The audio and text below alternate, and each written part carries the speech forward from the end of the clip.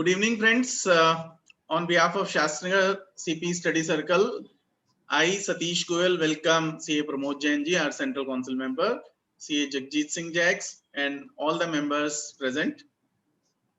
Friends, before we start anything, let us play CA motto song with Jagjit.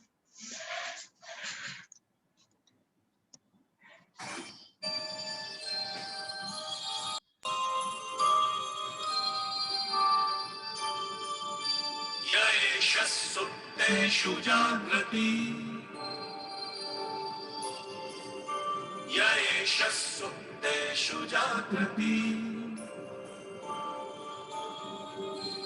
Kamam Kamam Kamam Kamam Sho Nirvimana Nirvimana Tadev Shuklam Prada Brahma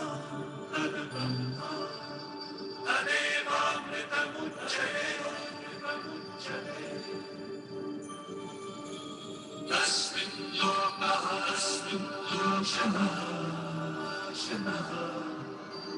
Sarve Taduna Jai Kashchana Etadvaita Etadvaita Etadvaita Etadvaita Etadvaita Etadvaita. Thank you. Welcome, sir. Friends, we'll ask Jagjit Singh to introduce CA Pramod Jain ji to the house. However, amongst any chartered accountant, I've seen CA Pramod Jain ji to be the most humble, despite having this position of Central Council member. I found him to be quite humble and helping, and also taking initiatives on whatever front where from we chartered accountants get benefit from. So this is my personal experience with CA Pramod ji. Today,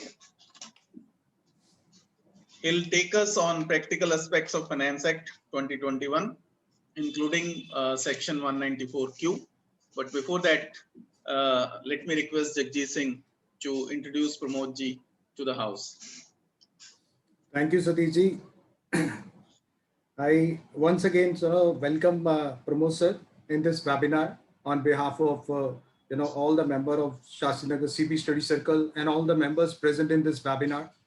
तो जैसा सतीश जी ने start किया वो मेरी line जो मुझे बोलनी थी सतीश सर ने बोल दी.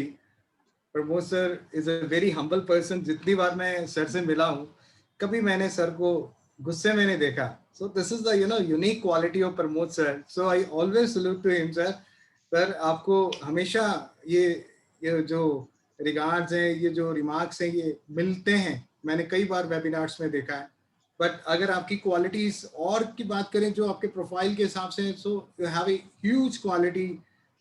उसमें ग्रेजुएशन की बात करें, सीए की बात करें, सीएस, आईसीडब्ल्यू, एलएलबी, डीसा, मीमा, आईपी. और एक तो सर मैं आपसे भी पूछना चाहूंगा कि सर ये बेसिकली क्या है, इसमें क्या है वो जो उसमें लिखा आपने, proficiency self assessment test of the independent director data bank. So that I want to listen from your side. So what is that? And certification course on CSR also. And apart from this, sir he has completed the certification course of NCFM of the NSC, and he has also done the certification course of the CAT of ICI and the post qualification certification course on valuation also.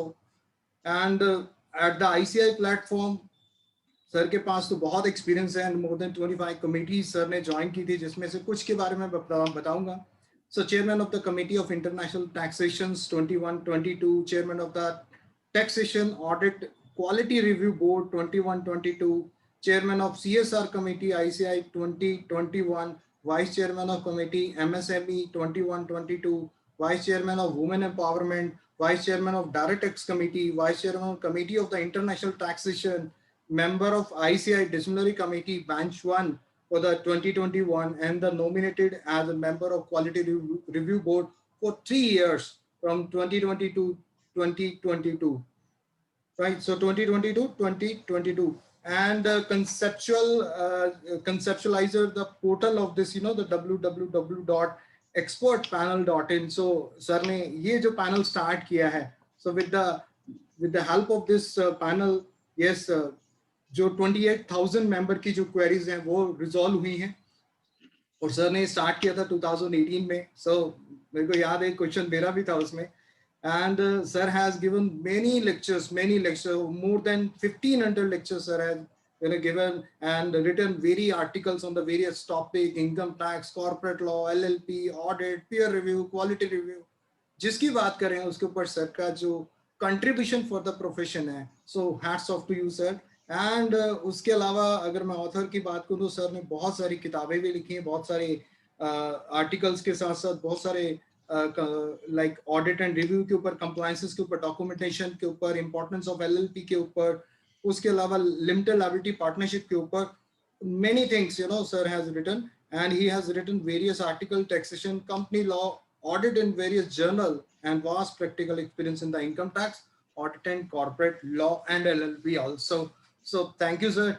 So it's a great honor for all. You are here as a speaker for today topic. So over to Satish ji. So thank you for coming, sir. Sir, Pramod sir, thank you. Thank you, Jagjit. As you rightly said, it's an honor for having Pramod ji with us here. Pramod ji, without wasting much time, because we have time up to 7, and due to whatever we have already lost about 38 minutes. So over to you for your deliberation, sir.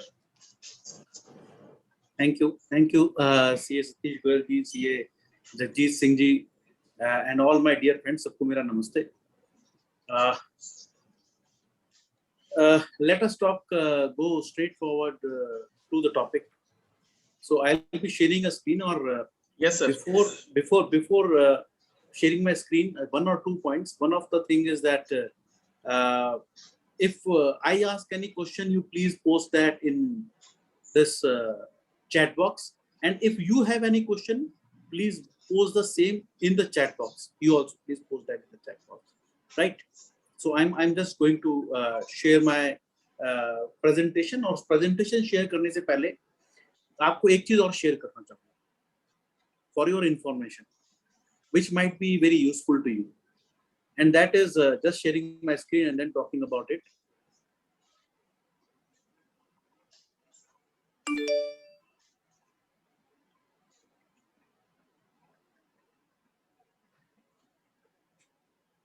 ये है अपनी ICI की website, ici.org. मुझे नहीं पता आप लोगों में से कितने लोगों ने देखी है ये revamp website. Last year honourable president Atul Gupta ji ने मेरे को इसकी रिस्पॉन्सिबिलिटी दी थी, बहुत सालों से पेंडिंग थी, 10 साल से, कि इसको चेंज करो. तो ही रिस्पोज्ड फेथ इन मी, तो I was able to do that within a reasonable time of a month. आपको सिर्फ एक कुछ चीजें बताऊं इसके अंदर, जैसे कि ये आप एक लाइन देख रहे हैं पूरी, जिसके अंदर की शॉर्टकट्स हैं for one of thing is digital learning hub, DLH. मुझे नहीं पता आप लोगों में से कितने लोगों ने इसको कभी यूज किया है. हम कई बार चाहते हैं कि हम इसको पूरा यूज करें, बट हम यूज कर नहीं पाते. इसके अंदर आप जिस मर्जी कमेटी की बात करें, जिस मर्जी सब्जेक्ट की बात करें, the material which you will get here, you will not get anywhere else. You can get your structured CPRs, you can get your unstructured CPRs free of cost. आज की डेट में जितने भी हमारे डिप्लोमा कोर्सेज, सर्टिफिकेट कोर्सेज हो रहे हैं, वो भी सब यहीं से हो रहे हैं. So everything is to DLH, and even internationally various members are using this. Even they are using out this DLH. Then you have got this SSP, सबको पता ही है, क्योंकि उसके बिना तो you are not able to pay your fees. Then there is this on the right corner I talk about is ICI wall. ये ICI wall क्या है? ICI wall में, इस wall में सारी applications, क्योंकि जब last time हमने contest किया था election, तब भी हमने यही बात कही थी कि भाई इतनी सारी वेबसाइट है, कहाँ ढूंढे, कहाँ नहीं है. So now everything is at one place. Everything is at one place. आपको चाहे डिस्प्ले डायरेक्टरेट में जाना है, चाहे आपको रिजल्ट्स के लिए जाना है, चाहे आपको सीडीएस के लिए जाना है, चाहे आपको सीएमपी बेनिफिट्स के लिए जाना है, चाहे सीपी डायरेक्टरेट के लिए जाना है, जितनी भी पोर्टल्स हैं, placement portals, WMEC, we care, एक नया जो चालू हुआ है financial and tax literacy, thanks to the president I was part of this also. ये financial and tax literacy is, I would say, started this year on 1st July. A huge thing which, if I was traveling to Rajasthan in some of the reason, due to some reason, और मैंने radio पे इसका add सुना, soon it would be there on the TV, कि अगर किसी को कोई भी फाइनेंशियल टैक्स से रिलेटेड कोई भी इशू है तो उस केस में you please contact any of your nearest chartered accountants. Wow. So this is a pure marketing. I would not say pure marketing, but yes, उनको छोटे-छोटे टिप्स देंगे about कि पैसे कहाँ सेव करने चाहिए, टैक्स को देना चाहिए. So all those things we'll be telling. We'll not be telling them the how to calculate tax. हाँ, इसके अंदर आपके बहुत सारे कैलकुलेटर्स हैं. If you talk about this calculators, so this calculators आप कैलकुलेट कर सकते हैं. Loan EMI calculator, SIP calculator, simple interest calculator, lumpsum calculators. So बहुत सा, और फिर आपका नॉलेज हब जिसके अंदर ये कोई भी इसमें जाके सब फ्री ऑफ कॉस्ट है, सब चेक करते हैं. हालांकि this is for students, for non professionals, I would say, so that they are attracted towards chartered accountants. So this is a financial tax literacy drive by ICAI. Then if I talk about ICAI का, एक हमने committees जितनी भी हैं, अब सारी की सारी नॉन स्टैंडिंग कमिटीज आपको ढूंढना होता कौन है, किसमें है, कहाँ पे है. आप कमिटीज में जाएंगे, कमिटीज में नॉन स्टैंडिंग में जाएंगे, स्टैंडिंग अलग होती है, नॉन स्टैंडिंग अलग होती है. तो सारी की सारी कमिटीज एक जगह. जैसे मैं इस वक्त कमिटी ऑन इंटरनेशनल टैक्सेशन का चेयरमैन. तो इसके अंदर हमने क्या किया, अब हमने बहुत सारे वेबकास्ट कराए. अब वो वेबकास्ट दोबारा देखने हो तो कहाँ से देखें, तो हमने क्या कहा सेक्रेटरीट को, सारे इस पेज पे डाल दो. ये कॉन्फ्रेंसेस के अंदर आप क्लिक करेंगे तो 2019 से लेकर आज तक के जितने भी हमारे वेबकास्ट हुए टाइटल के साथ हैं, आप क्लिक कर देंगे, you can see it here. So everything is there. आपको बाद में जैसे कहते हैं ना, देखना है तो यहाँ से देख सकते हैं. बहुत सारी इंटरनेशनल टैक्सेशन की पब्लिकेशंस हैं, तो पब्लिकेशंस पे जाएंगे, all freely downloadable. So all are there at one place. So what we have tried, मान लीजिए किसी को कोई ब्रांच जाना है, ढूंढना है कि वो ब्रांच कहाँ पे है, तो आप जाएंगे ICAI की नेटवर्क पे. ICAI की नेटवर्क पे जाएंगे तो जिस रीजन में जाएंगे, उस रीजन के अंदर अगर आप जाएंगे तो उस रीजन का आपको सब कुछ मिल जाएगा. कहाँ कहाँ ब्रांचेस हैं उस पर क्लिक करेंगे, अंबाला में क्लिक करेंगे तो अंबाला के लोकेशन आ जाएगा. So what we have tried and done कि जितना भी इंस्टीट्यूट का पूरा नेटवर्क है सारे मेंबर्स के लिए अवेलेबल हो, जब वो चाहें इसको देखें. और एक और सर्विसेज के बारे में इसमें बताऊंगा. ये ई सर्विसेज के अंदर, मेंबर सर्विसेज के अंदर है ट्रेस अ मेंबर. कई बार होता है ना, वो मेंबर है नहीं है, उसका सिर्फ मेंबरशिप नंबर डालिए, कैप्चा डालिए ये, और उसके बाद उसका नेम एड्रेस आ जाएगा कि वो मेंबर आज की डेट में है या नहीं. Great, great. So everything is at one place. जब जरूरत पड़े प्लीज यहाँ पे जाइए. ठीक है. So I just wanted to share this. Sir, you have shared this. Thank you very much, and it's really a great initiative. Otherwise तो ICAI की वेबसाइट का ऐसा होता था, देखने की जरूरत ही नहीं है, बड़ी पुरानी, सदियों पुरानी इंफॉर्मेशन होती थी. एक क्वेरी जो मेंबर्स जरूर उससे इत्तेफाक रखते हैं, GST paid on membership fee of the partnership firm. अभी उसमें एक ऑप्शन वहां नजर आ रहा है, मैंने देखा था कि I can give my consent to head of my head partner of my firm to pay on my behalf. If that is the case, whether the firm would be able to get ITC on GST paid? This is one question. हाँ सतीश जी, देखो इस पे ऐसा नहीं कि discussion नहीं हुआ, और बहुत सालों से डिस्कशन रहा है, जब से GST आया तब से. और इस टर्म के अंदर स्पेशली मैं कहूंगा कि अभी तक क्या था कि मेंबर को इंडिविजुअली पेमेंट करनी पड़ रही थी. और मान लीजिए एक फर्म के अंदर 10 पार्टनर हैं या 500 पार्टनर हैं, वो हर एक पार्टनर को सेपरेट करनी पड़ती थी. तो उसका कभी SSP पे करेंगे तो एक एक को करना पड़ेगा, बड़ा टफ है. तो वहां पे उस मेंबर को एक कि आप एक बार वहां कर दो जी, मेरी फर्म पे करेगी. Now the question is whether ITC credit of would be there और नॉट। इसके ऊपर एक कमिटी बनी हुई है, मैं उस कमिटी का पार्टनर, उसका मेंबर हूँ, चेयरमैन कोई और है। So they are considering the views कि इशू हमको जीएसटी का नहीं है, इशू हमारे को प्रॉब्लम ये है कि हमारा जो इंस्टीट्यूट है that is under the CA act and enactment of parliament, उसके अंदर जो अलाउड है वो रजिस्टर ऑफ मेंबर्स है, रजिस्टर ऑफ फर्म्स है। तो वहां पर उसको हम करने की कोशिश कर रहे हैं कि किस तरीके से हमारे को वो फर्म से ही अलाउड हो जाए।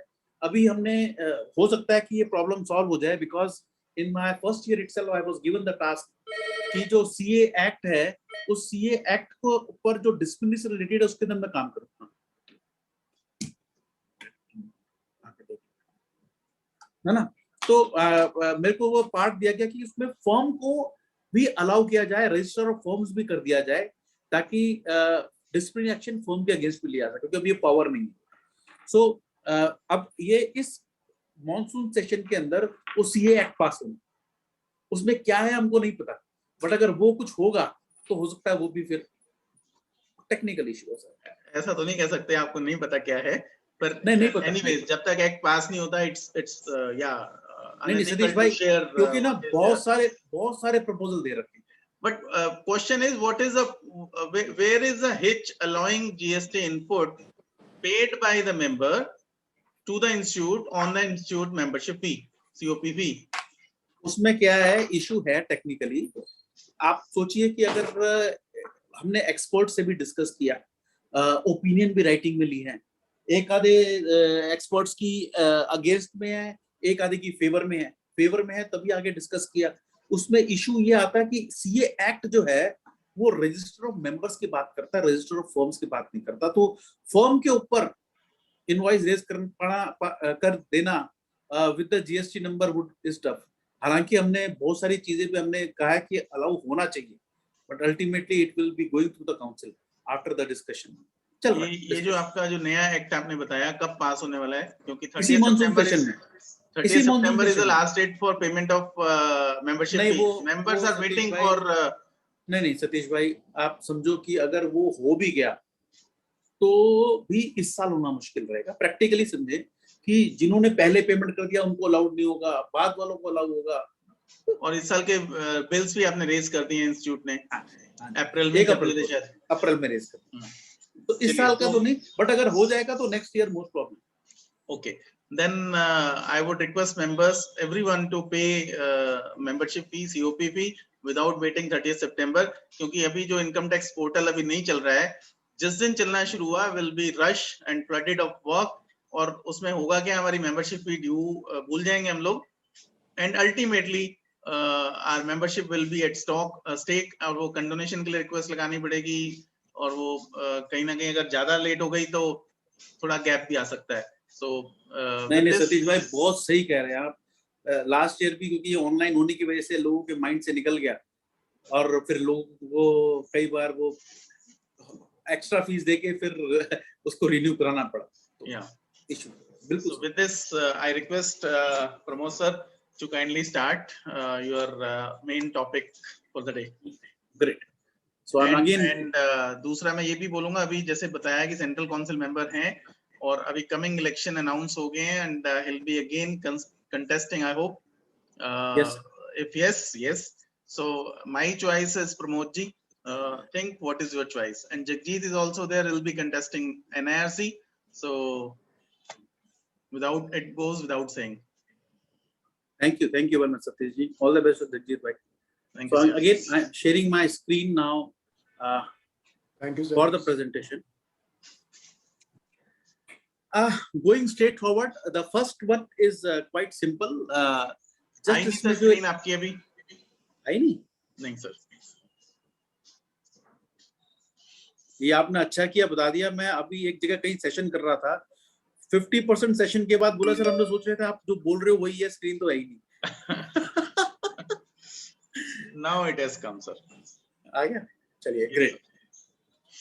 सो पहला one is for senior citizen. इसके अंदर सिर्फ एक बात बताना चाहूंगा कि इस सीनियर सिटीजन की सबको पता है कि एज है एक more than 60 years, एक more than 80 years, that is quite fine.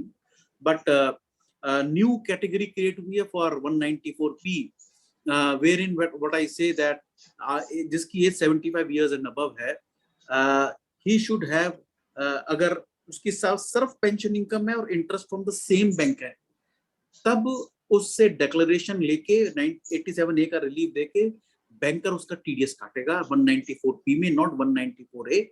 तो उसको आईटीआर फाइल करने की जरूरत नहीं रहेगी। कंडीशन है पेंशन इनकम होनी चाहिए, यानी नॉर्मली गवर्नमेंट एम्प्लॉई होगा, और जिस बैंक से पेंशन आ रही है उसी बैंक से इंटरेस्ट हो, किसी और बैंक में हो, कहीं और शेयर हो, म्यूचुअल फंड हो, कहीं और प्रॉपर्टी से इनकम आ रही हो, उसको ये एप्लीकेबल है। तो मैं कुछ हो सकते हैं कुछ हजार लोग ही हूँ, बट अगर ऐसे कोई लोग हैं तो आप अपने बैंकर से, जिसकी बैंकर्स में अच्छी जान पहचान है, this is a service to the senior citizens. आप बैंकर में जाके बताएं कि ऐसा स्कीम है, सो आप उनको जो अलाउ करेंगे तो you are ready to give service at a very nominal cost. तो आप वो सर्विस बैंक को दे सकते हैं, क्योंकि बैंक कैलकुलेट करेगा मुश्किल होगा, so you can give that service to the banker. Now यहाँ पर मैं सतीश जी एक छोटा सा क्वेश्चन पूछना चाहूंगा। मेरा यहाँ पे पहला क्वेश्चन है सर, ब्रांच, बैंक नहीं ब्रांच, हाँ बिल्कुल सही कह रहे हैं Joshi ji.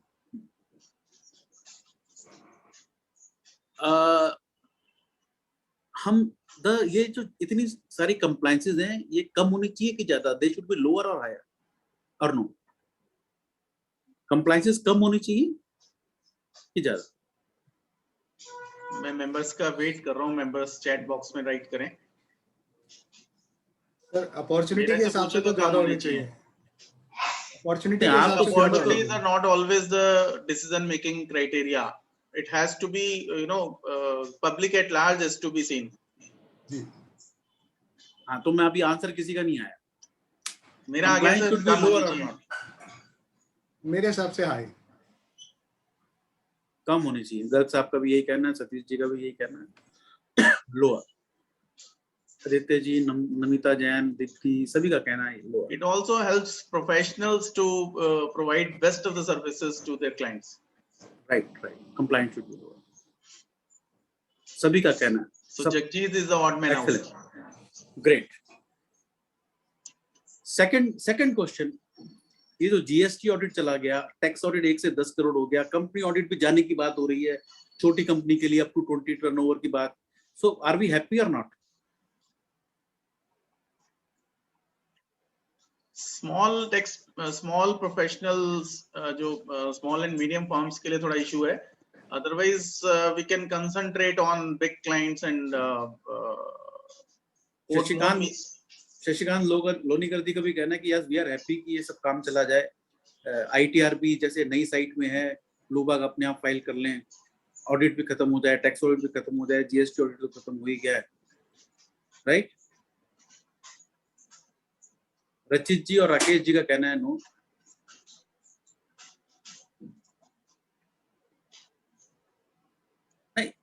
Issue is there और not, that is a secondary issue. Are we happy और नॉट? राकेश का भी कहना है नो। तो एक बात बताइए, अभी जब हम कह रहे थे कंप्लायंस लो होनी चाहिए, ये तो लो ही तो हो रही है। जब जीएसटी ऑडिट गया, टैक्स ऑडिट बढ़ गया, कंपनी ऑडिट जाने की बात हो रही है, तो ये तो सब कंप्लायंसेस ही तो कम हो रही हैं, और क्या हो रहा है? We should be happy.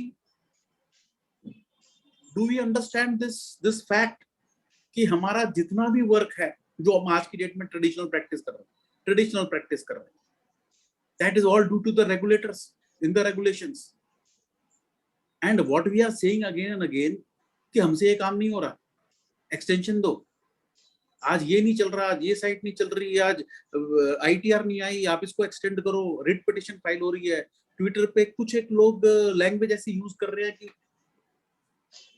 वो कह रहे हैं जी आप you are overburdened, let us reduce the compliances, you are not able to handle it. This is a fact, and this is the reason why GST, or because I was there with the FM on this issue, GST audit, tax audit limits, I was there, and they told this reason. So we as a professional should understand what do we want. आपने कभी सुना कोई advocate ऐसा कहता हो कि क्या बात कर रहे हो जी, नए नए लॉज आते जा रहे हैं, कम करो? या किसी डॉक्टर से ये सुनाओ कि क्या नई नई बीमारियां आ रही हैं, हम नहीं करते काम। सो प्लीज अंडरस्टैंड, एक थॉट प्रोसेस डालिए sir. Why should I as a professional worry? Why should I as a professional worry? I am there to help. My work is, I am a partner in national building. I am going to help the government to make the assessees comply. So I'll be helping the assessees also. But I should not take stress. We are not getting paid for taking stress. We are not getting paid to ask for the extensions. These extensions are not giving any effect on us. Only the thing is we are stepping into the shoes of the assessee unnecessarily. Just think again. Maintain professionalism, maintain the integrity. But let us not be worried. जैसे बहुत आ रहे हैं sir, site नहीं चल रही। मैंने कहा अच्छा बताओ हम क्या कर सकते हैं? Can a chartered accountant do anything? We are helping the government कि साइट सही तरह से चले। So let us remain professional. जब साइट चलेगी तो फाइल करेंगे। पेनल्टी अगर सरकार सबको लगाना चाहती है एसएससी को तो लगा दो, उनकी एसएससी है, मेरे थोड़ी है। हाँ, उनकी पेनल्टी हम बचाएंगे, नोटिस आने दो, पेनल्टी नहीं लगने देंगे। That is our role. Please think again. Why I am talking about this is because my next slide talks about that only.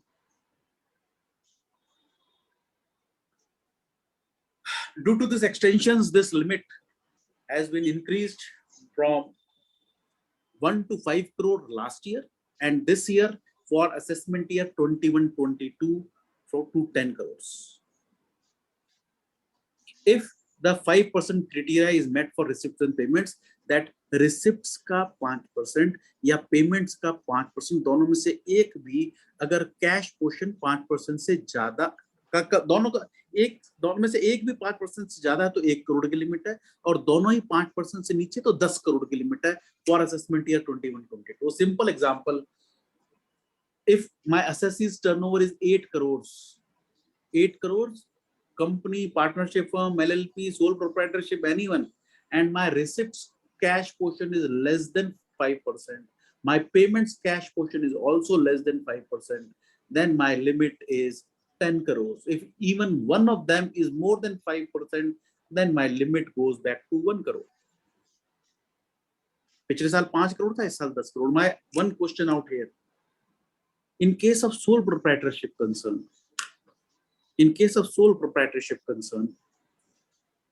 the sole proprietor and proprietorship is one and the same thing. So if the sole proprietor is adding the capital in cash or making withdrawals in cash, will that be considered while calculating that 5% of my receipts and payments?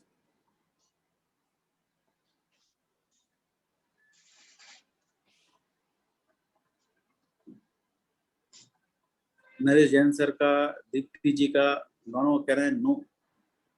Sunil Mishra ji का कहना है yes, capital induction no. So again yes receipts no, yes no, Dinesh Jain ji का yes. So again, last year we already have done it, still today we have a different views. So difference of opinion is there, right? So let us our purpose is to have a clarification thereof. What is the law? The law is, it says about receipt payment. मैं अगर sole proprietor की बात करता हूं तो मैं firm का जब ऑडिट करूंगा तो उसका रिसिप्ट पेमेंट अकाउंट बनाऊंगा, receipt and payment account, opening cash and bank balance डालूंगा, उस फर्म में कितना कैश चेक आया यहाँ रिसिप्ट डालूंगा, अगर कैपिटल आया तो डालूंगा नहीं क्या? बिल्कुल डालूंगा। सो कैपिटल इंट्रोडक्शन विड्रॉल्स होगी तो पेमेंट्स में डालूंगा नहीं क्या? बिल्कुल डालूंगा। अगर नहीं डालूंगा तो closing cash and bank balance कैसे मिलेगा? ऐसे तो बनाते थे receipt payments 11th 12th graduation में, या आज की डेट के अंदर अगर हम बनाते हैं ट्रस्ट का, ऐसे तो बनाते हैं।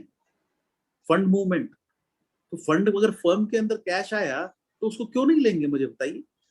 और अगर आप देखें ITR 3, 5 and 6, उसके ऑडिट इंफॉर्मेशन में जो भरना पड़ता है वहां पर क्लियर कट लिखा हुआ है कि including capital contribution and loans, everything लिखा हुआ है।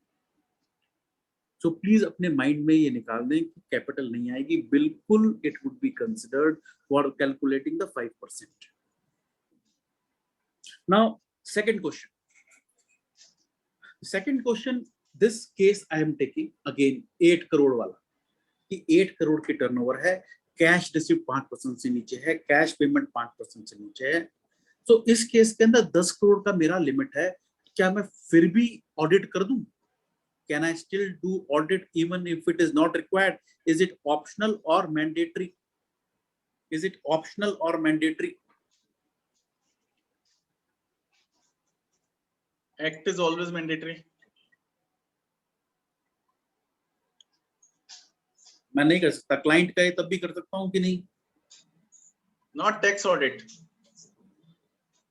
ऑप्शनल, विनोद गर्ग जी का ऑप्शनल, दिनेश जैन जी का ऑप्शनल. कर सकते हैं, ऑप्शनल है. ऑप्शनल है, जगदीश जी का भी कहना है, सुनील मिश्रा जी का भी. So again different views sir. Safer side. Safer side. Okay, so we have got different views. Different views are always welcome. Always welcome, so that we are able to discuss. So according to me, it's not optional. It is mandatory to follow the law of the land. And yes, if client says, then you can do audit, but not under section 44AB, not a tax audit. Other audits you can do. वही कह रहा हूँ ना सतीश भाई, आपकी बात से मैं एग्रीड हूँ, जगजीत भाई से भी मैं एग्रीड हूँ, क्योंकि डिफरेंट व्यूज हैं. दो व्यूज हैं, दोनों डिफरेंट. अब अपने को कंक्लूजन पे आना है, कंक्लूजन के रीजन होने चाहिए solid. So let us talk about what is the answer and what is the reason there. First of all, what Satish ji से is correct, 100% correct, that under any regulation, ऐसा कभी नहीं है कि आपकी मर्जी है तो ऑडिट करा लो, आपकी मर्जी है तो ऑडिट मत करो. या ऑडिट है या नहीं है, that's all. There is nothing like optional under any regulation. हाँ, चार दोस्त मिलके कोई काम कर रहे हैं तो ऑडिट कराओ नहीं कराओ वो उनकी मर्जी. But under any regulation either there is an audit और नॉट एन ऑडिट. ऑप्शनल कभी नहीं होता. आप देखो क्लॉज 3CD के अंदर 44 क्लॉजेस में से क्लॉज होता है 8. उस क्लॉज 8 की अगर मैं बात करूं, तो क्लॉज 8 के अंदर आपको 44AB का क्लॉज चूज करना पड़ता है.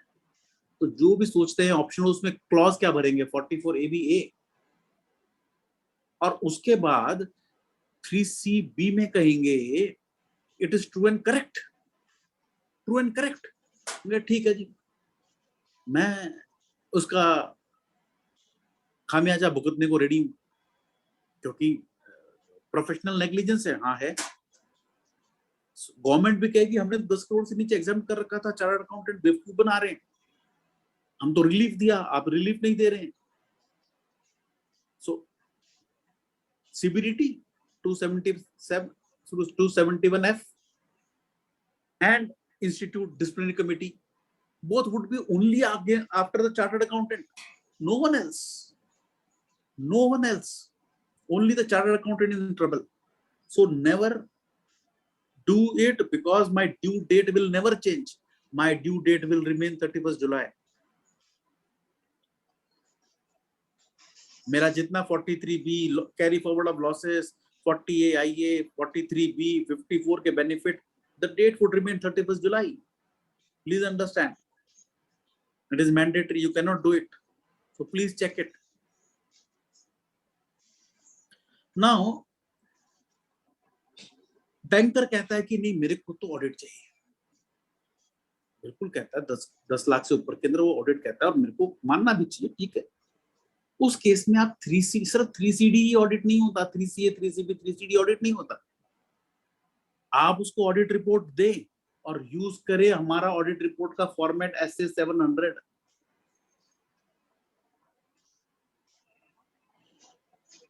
इसमें फॉर्मेट दे रखे हैं, आप इसमें इशू कीजिए, इसमें ट्रू एंड फेयर व्यू. इसमें भी मेरी रिस्पॉन्सिबिलिटी उतनी ही है, ठीक है, वो 44 पॉइंट्स की नहीं है, बट बाकी पॉइंट्स की तो जो मेरा ट्रू एंड फेयर व्यू का है, बैलेंस शीट प्रॉफिट लॉस का, वो पूरा का पूरा रहेगा ऐसे 700 में 100%. So please do that. And more particularly because bank is asking, and what you are doing audit is for bank. So Yeah. if something goes bad, bank का जो लोन अगर बैड हुआ तो entire responsibility comes on you. तो आपका ऐसे 700 में true and fair में आपकी उतनी रिस्पॉन्सिबिलिटी है. Now what happened when we went to Honorable FM, I was part of the team which went there. So income tax I was representing on behalf of the institute. So I told one thing very categorically. I said, ma'am, what is there that below 10 crores now, there would be no violation of ESI, PF, 40A IA, 40A 3, 269 SST, 269 ST. तो revenue secretary sir बैठे थे, वो बोले क्यों? मैंने sir ESI PF आप कैसे निकालोगे, हम तो 3CD में ही तो देते थे, आपको क्या लगता है चार्टर्ड अकाउंटेंट टैक्स ऑडिट करते थे उसमें कुछ मिलता नहीं था डिपार्टमेंट को? ये जितनी भी डिसअलाउंस हो रही है 3CD में वो CA की वजह से ही है. अब ये 10 करोड़ से नीचे आपने ऑडिट हटा दिया तो ये ESI PF जो आपने इस बार एडिशन कर दी वो नेक्स्ट स्लाइड में है, तो वो एप्लीकेबल ही नहीं हुई. 10 करोड़ से नीचे तो एग्जेम्प्ट हो गई. असेसी खुद तो डालने जरा, वो तो हम 3CD में हमारे ऊपर आता तो हम डाल देते. So they understood what we intended to say, and they madam said that yes, please look into what he's saying, take care of this. So there was a proviso which was added to 44AB, 44ABA. A proviso was added, and that has created interesting situations. What is that provision? This is applicable for this year. I hope you must have read that.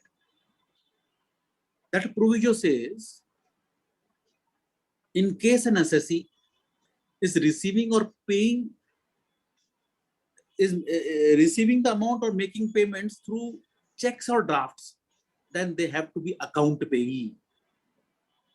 If the checks or drafts are not account payee, they would be treated as cash. They would be treated as cash. ये क्या बात? मतलब बात ये है कि हम जब 48(3) में रिपोर्टिंग करते आ रहे हैं 25 साल से, हमको पता नहीं क्योंकि हम कैरी फॉरवर्ड करते आ रहे हैं, but there is a clause which is written on for 48(3), a disclaimer which we give that though the assessee has not made any payment in excess of 10,000 rupees per person per day, otherwise than by account pay, check or draft, yet the assessee did not possess the necessary document to evidence the same. लिखते आ रहे हैं, because हमने तो कभी हमारे को evidence कहा, अब क्या से हम एविडेंस कर लेंगे? So now here please understand, this is a very very important point. सारी कॉल असेसी की है, ऑडिटर की नहीं. अगर असेसी कहता है कि भाई मेरे तो सारे अकाउंट पे ही हैं, तो हम we are ready to support him 100%, कोई दिक्कत नहीं है. आप आ जाओ 31 जुलाई तक, इस बार 30 सितंबर है, आप आ जाओ, आपके हम रिटर्न फाइल कर देंगे, पूरी हेल्प करेंगे आपकी.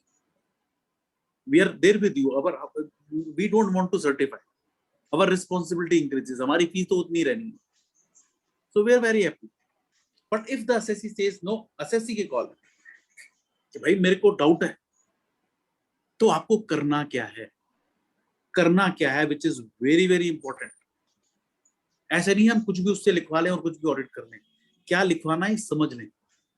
We are talking about both receipts and payments. अगर मैं पेमेंट की बात करूं तो please he will have to say कि सारे अकाउंट पे थे. He cannot say he has any doubt, because the moment he says 48(3) comes into play, payments के लिए तो कह ही नहीं सकता अकाउंट पे नहीं थे, क्योंकि इसके ऊपर तो वो कहेगा अकाउंट पे ही थे, हम कहेंगे भैया हमारे को डॉक्यूमेंट नहीं मिला. तो पेमेंट्स आउट.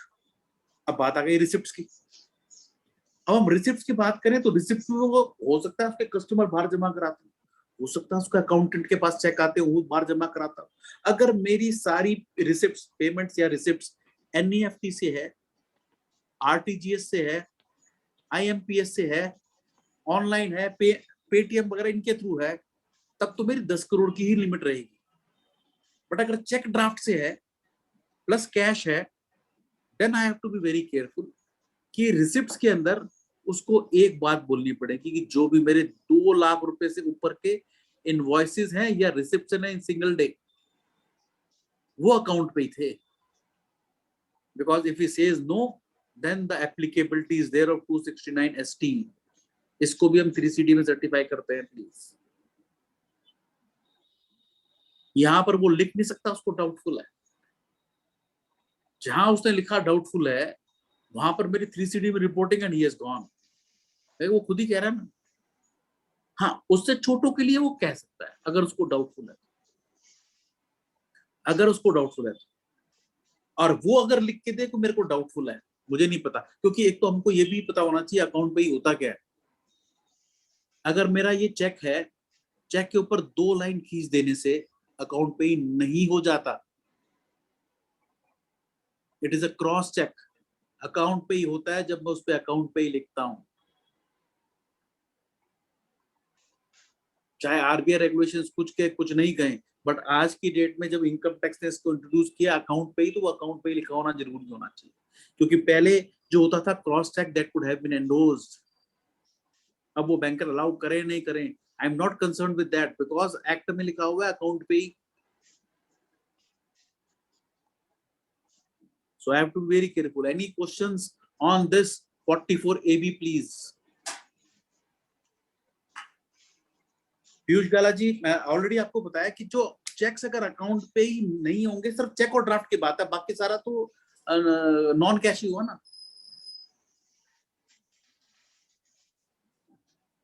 सुनील मिश्रा जी, आप ऐसा कर नहीं सकते कि आप ऑडिट करेंगे तो नेग्लिजेंस तो आपके पार्ट पे रहेगा।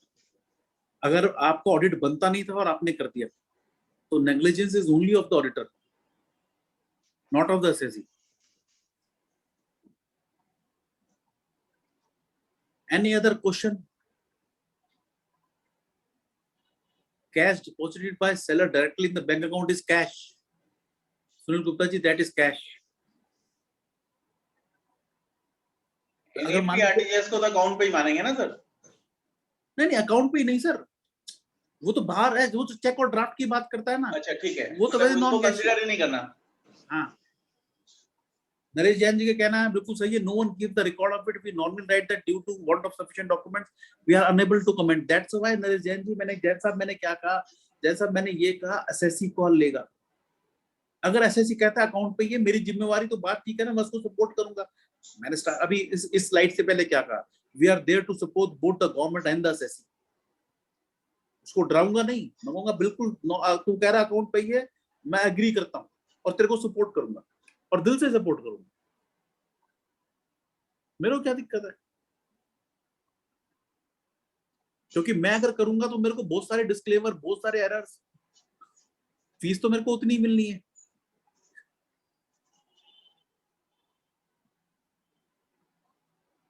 सुनील गुप्ता जी, आपने कहा कैश डिपॉजिट में डाउट, अगर आप सोचो अगर ऐसा है तो मैं तो सारा का सारा कैश अपने अकाउंटेंट को दूंगा जहां 4-5 बैंकों में जाके जमा कराया, क्लाइंट ने दिया, जमा करा दिया।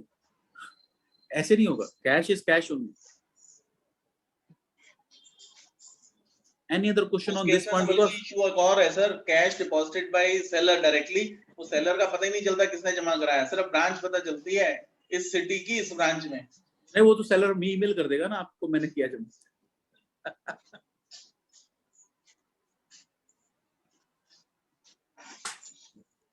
But to support the SSC, it does not mean that I am getting rid of my professional liability. Okay.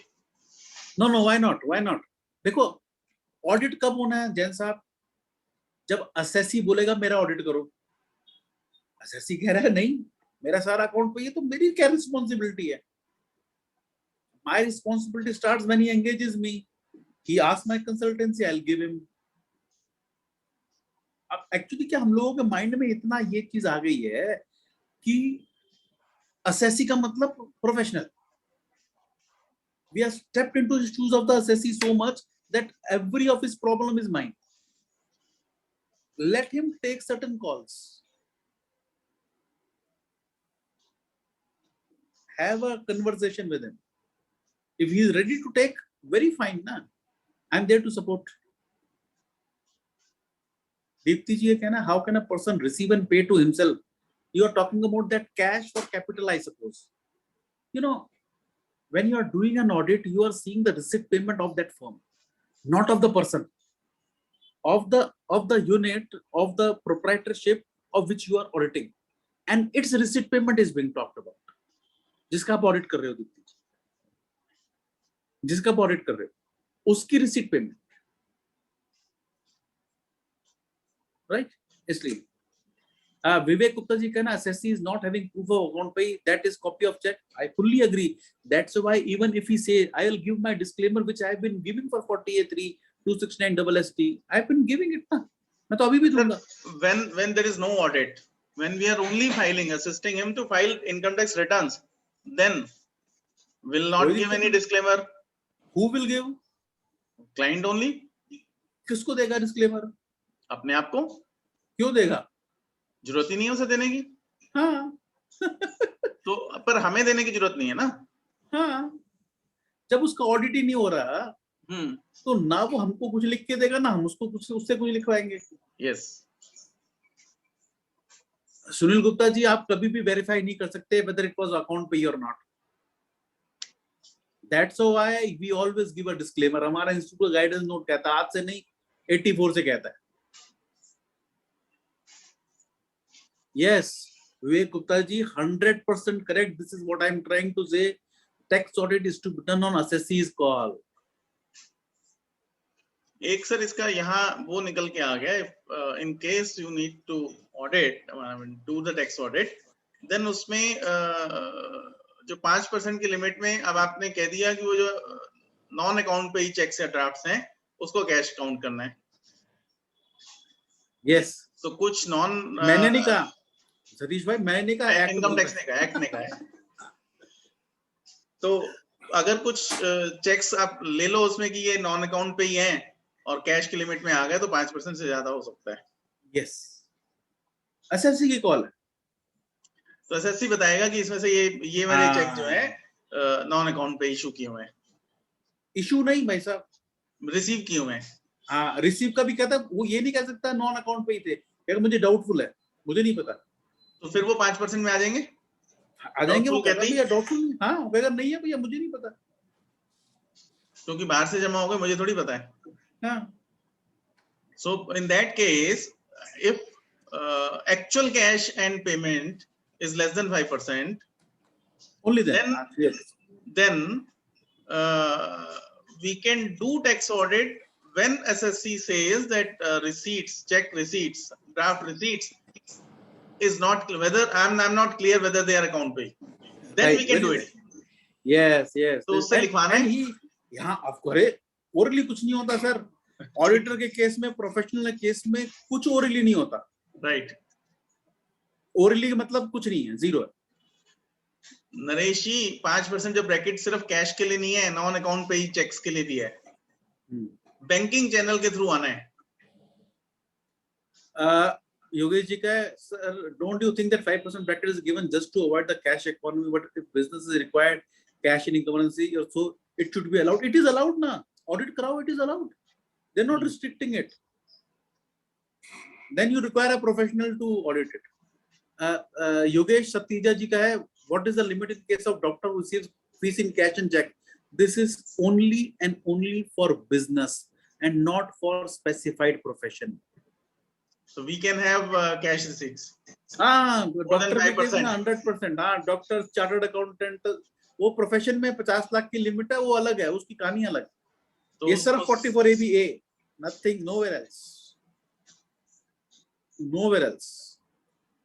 पर डॉक्टर्स के केस में तो they keep on receiving every day, और कईयों की तो रोज की 10 लाख की रिसीट, 5 लाख की रिसीट्स होती हैं, पर वो टैक्स ऑडिट तो क्या इनकम टैक्स रिटर्न नहीं भरते. कोई बात नहीं सर, इसका तो सरकार देखेगी. The question is still not clear that while carrying tax audit of a proprietorship firm, whether we should check his personal bank also. No sir, Jain साहब बिल्कुल नहीं. You have to only check the books of accounts of his business, which you have to audit, and not his personal. Sir, so whatever. When in case of proprietorship firm, the saving account, personal account is also part of the firm. वो जान के डाल रखे होते हैं कि अलग-अलग काम मेंटेन करेंगे, इसी में डाल दो. नहीं, सतीश जी, मैं इसीलिए मैं अपनी जो मैं बोल रहा हूँ वो वर्डिंग बड़ी इंपॉर्टेंट है. मैं जो बुक्स मेंटेन कर रहा हूँ, जिसका मैं बिजनेस का ऑडिट कर रहा हूँ, उस बुक्स में है, उस बुक्स में पर्सनल सेविंग अकाउंट भी डाला हुआ है ना, तो वो बिजनेस का हो गया ना भाई सर. बिजनेस का हो गया ना. वो तो पर्सनल क्या हुआ, वो तो बिजनेस का ही हो गया। चाहे उसने उसमें से सिर्फ कोई अपना पर्सनल एक्सपेंस किए, मेरे पर पास उस 10 books में करंट है। अकाउंट है, 10 सेविंग अकाउंट है, कोई दिक्कत नहीं है, बिजनेस का अकाउंट हो गया। चाहे उसमें से पर्सनल एक्सपेंस किए हैं, हाँ, तो स्कूल के ड्राइंग में बच्चों चला की फीस जाएगा, पे की है, तो ड्राइंग में चला जाएगा। हाँ तो स्कूल के बच्चों की ड्राइंग्स में चला जाएगा, राइट। सर मेरी बुक्स जिसका मैं ऑडिट कर रहा हूँ, मेरे को सिर्फ वही देखना, दाएं बाएं नहीं देखना। Someone says yes, someone says no, sir clearly बता रहा हूँ सर, जो बुक्स में है उसी का करना है आपको, कोई भी और कोई किसी का भी और दूसरा व्यू नहीं होगा सर। अगर है तो लेट अस डिस्कस, अगर है तो लेट अस डिस्कस। अगर जैसे आप कह रहे हैं no personal account in books, then you need not see, because you have to audit the books of account. Sir आप देखो, ऑडिट जो है प्राइमरीली, हम बेसिक समझ लें, आता है under the head business. Tax audit आया to compute the business income. It was purely from section 28 to 44 DA. Slowly and gradually, they added the other sources, they added the capital gain. Slowly and gradually, going much beyond the scope of the tax audit per se. उसमें क्या 50C की जरूरत नहीं थी, कोई 56 to 10 की जरूरत नहीं थी, बट वो सब कुछ कवर करने के चक्कर में वो बिजनेस से बाहर निकल गए, उसका स्कोप बढ़ा दिया, but basically it is business. इसीलिए सेक्शन 44 AB में है 28 से 44 DA के बीच। पीजीबीपी की इनकम डिराइव करने के लिए था और किसी के लिए नहीं था जब 1984 में आया, राइट।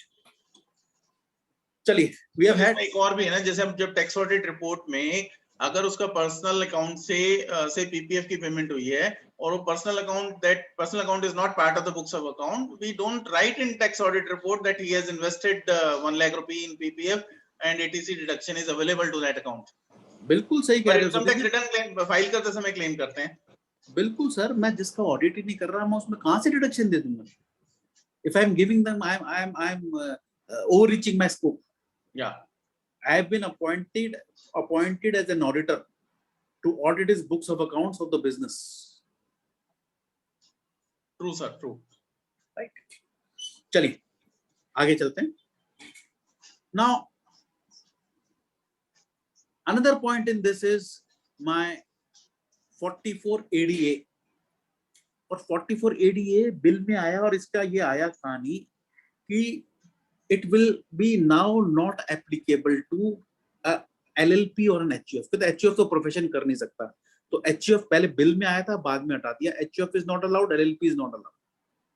तो आप सोचो कि कई सारे हमारे सीए भाई हैं जिन्होंने अपनी फर्म को LLP बना लिया, तो उनको क्या इम्पैक्ट आया, इम्पैक्ट समझ लें।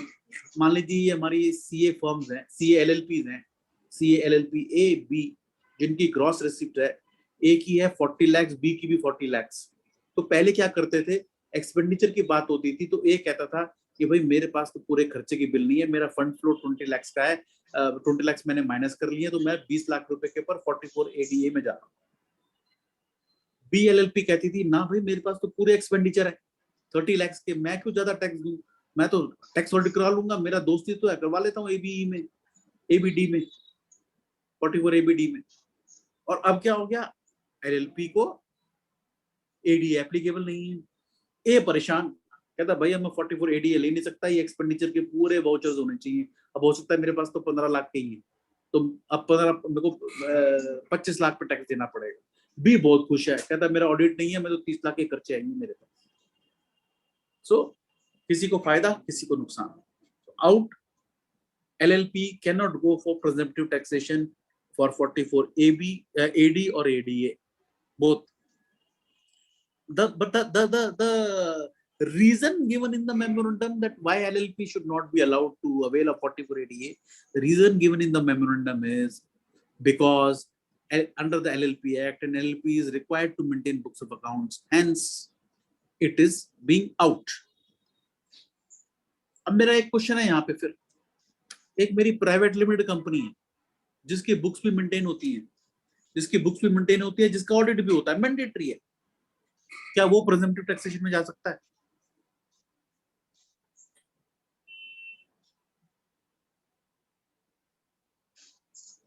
क्या कोई प्राइवेट लिमिटेड कंपनी जिसका की बुक्स भी मेंटेन होती है, ऑडिट भी होती है, क्या वो प्रेजम्पटिव टैक्सेशन में जा सकता है?